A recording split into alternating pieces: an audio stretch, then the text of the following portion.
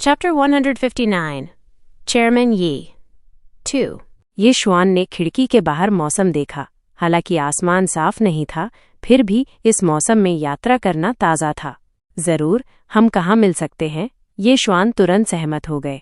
Liu हाईकोंग ने जल्दी से उन्हें एक पता दिया। ये शहर के बाहर एक छोटा सा चायखाना था। दोनों ने फोन काट दिया। लियू हाईकोंग ने लियू युन पर चिल्लाया, जो अपने कपड़े बदलने वाला था। अपने कपड़े बदलो और मेरी नई अच्छी चाय की पत्तियां मेरे अध्ययन कक्ष में ले आओ। इस बीच ये श्वान ने लियू यानरान को भी फोन किया और उसे भेजने के लिए कहा। लियू यानरान जल्दी से विला के बाहर पहुंच गई। जैसे ही ये श्वान कार में बैठे और निकलने वाले थे, उनका सेल फोन फिर से बज उठा। ये श्वान ने उसे उठाया और महसूस किया कि ये लिन झिझी थीं। श्रीमान, ये आपकी मुहरें पूरी हो गई हैं। आपको क्या लगता है कि मुझे इसे कहाँ भेजना चाहिए? ये श्वान ने इस बारे में सोचा और उन्हें छोटे चायखाने का पता बताया। मैं आज वहाँ चाय पी रहा हूँ, इसे भेज दो। लिन झिझी ने पता याद करने के बाद डिलीवरी की व्यवस्था करने चली गईं। छोटे चायखाने का रास्ता बहुत आसान था। कुछ ही देर में वे पते पर पहुंच गए। शहर में आम ऊंची इमारतें नहीं थीं। इसके बजाय एक शांत बैंगनी बांस का जंगल था। दोनों ने बाहर पार्किंग में कार पार्क की और Z1 में चले गए। शांत रास्ता कंकड़ पत्थरों से बना था और दृश्य सुंदर था। कभी कभी एक हल्की हवा चलती थी और बांस की पत्तियां हल्की थपथपाहट की आवाज निकालती थीं, मानो वे किसी के कान के पर्दे की मालिश कर रही हों और मन को तरोताजा कर रही हों।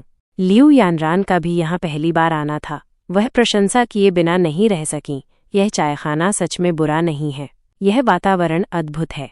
इसमें कोई आश्चर्य नहीं कि चायखाना शहर के बाहर बनाया गया था। अगर यह वास्तव में शहर में होता, जहां जमीन का हर इंच सोने के लायक था, तो कोई भी इतने बड़े भूखंड को ऐसे बैंगनी बांस के जंगल को बनाने के लिए बर्बाद करने को तैयार नहीं होता। कुछ मिनट चलने के बाद वे एक लकड़ी के घर के सामने पहुंचे। लकड़ी के घर के दरवाजे के ऊपर एक पट्टिका लटकी हुई थी, जिस पर ग्रीन बैम्बू टी हाउस लिखा था। लकड़ी का घर बड़ा नहीं था। 10 से ज्यादा छोटी चाय की मेजें वहां करीने से रखी हुई थीं। ये साफ और बेदाग था। दोनों को अंदर आते देखकर दरवाजे पर खड़ी हानफू एक पहने युवती ने उन्हें मुस्कुराते हुए पूछा, स्वागत है, क्या आपका कोई अपॉइंटमेंट है या? मुझे लगता है हाँ, ये श्रीमान लियू के नाम पर है।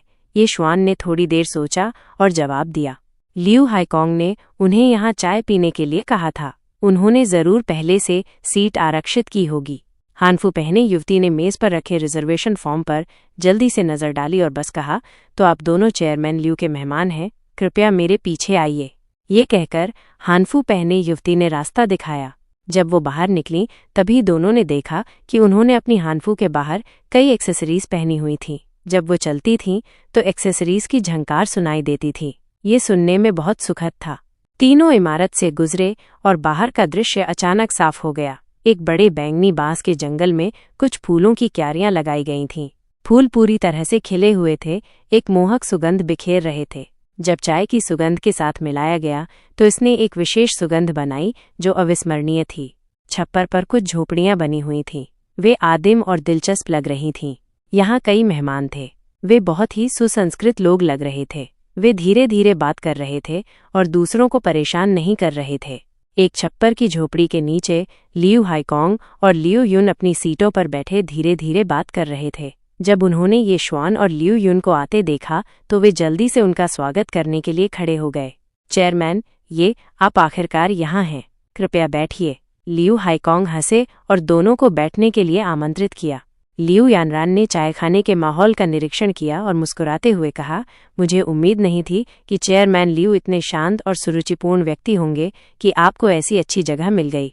लियू हाईकोंग ने अपनी भूमि उठाई और कहा, बेशक, आखिरकार मैं चेयरमैन ये के साथ चाय पी रहा हूँ, ये सोचते ही कि क्या पर्याप्त उत्तम होगा।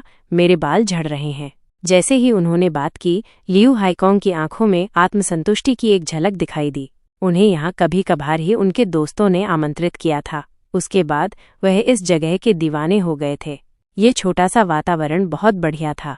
इस क्षण लियू युन ने भी बीच में बात करते हुए कहा, भाई, हमें अभी दरवाजे पर आपका स्वागत करना चाहिए था, लेकिन अंदाजा लगाइए कि स्वागत करने वाले ने क्या कहा। इस बिंदु पर लियू युन ने एक महिला की आवाज की नकल की, आप दोनों शांति से अपनी सीटों पर इंतजार कर सकते हैं। अगर आप दोनों हमेशा यहीं रहेंगे तो दूसरे मेहमान सोचेंगे कि हमने अपने स्वागत करने वालों को बदल दिया है। स्वागत करने वाले लियू हाईकोंग और लियू यून के उच्च स्तरीय कपड़े देखकर ये श्वान और लियू यानरान जोर से हंसे। वो हानफू पहने युवती काफी दिलचस्प थी। वह एक रहस्यमयी व्यक्ति थी। इस क्षण परिचारिका ने उन्हें सुगंधित चाय परोसी। ये श्वान ने लापरवाही से चारों ओर देखा और महसूस किया कि परिचारिका ने भी हानफू पहनी हुई थी, लेकिन रिसेप्शनिस्ट की तुलना में आस्तीन छोटी थी। हालांकि इससे काम करना आसान हो गया। वो एक सक्षम छोटी रसोइया लग रही थी। चाय का प्याला उठाते हुए ये श्वान अपनी भूहें उठाए बिना नहीं रह सके। यह दुकान न केवल सजावट करना जानती थी, बल्कि उन्होंने जो उपकरण इस्तेमाल किए थे वे भी उच्च कोटि के बैंगनी रेत के चाय के प्याले थे। हरी चाय की खुशबू लगातार उनकी नाक में जा रही थी। चाय उनके मुंह में साफ और चिकनी थी और इसका स्वाद स्वादिष्ट था। ये श्वान की आंखें चमक उठीं और उन्होंने आराम से चाय का स्वाद लेते हुए अपनी आंखें सिकोड़ लीं। वातावरण अच्छा था और स्वाद अच्छा था। यही तो जीवन था। हा हा हा हा, मैं तुम्हें मार डालूंगा, ब्यू ब्यू। अचानक एक बच्चे की चीख ने सभी को उनके आनंद से जगा दिया। उन कुछ लोगों ने भौहें सिकोड़ी और उधर देखा। किसी समय एक छोटी बच्ची के साथ एक महिला उनके पास बैठी थी। कहानी जारी रहेगी।